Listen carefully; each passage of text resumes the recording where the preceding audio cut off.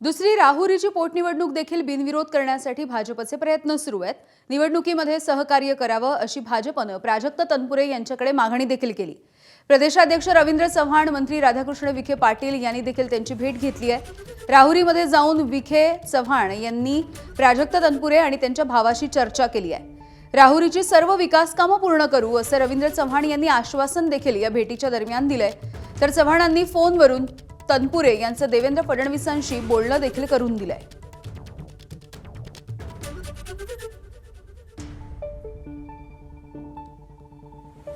दरम्यान या भेटीच्या नंतर रवींद्र चव्हाण आणि प्राजक्त तनपुरे यांनी नेमकं काय म्हटलंय आपण बघूया। प्राजक्त सारखा एक चांगला लोकप्रतिनिधी जो आहे की ज्यांनी वर्षानुवर्ष त्यांच्या पूर्ण कुटुंबाने किंवा त्यांच्या परिवाराचं असणारं या भागामधील असणारं वलय, या सगळ्या गोष्टी ज्या आहेत त्याची आम्हाला संपूर्ण कल्पना आहे।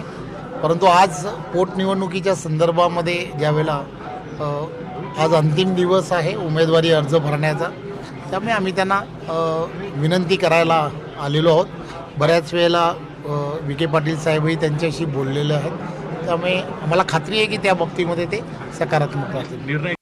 तालुक्याच्या अस्मितेचे जे विषय आहेत त्या बाबतीत त्यांनी सकारात्मकता दाखवलेली आहे।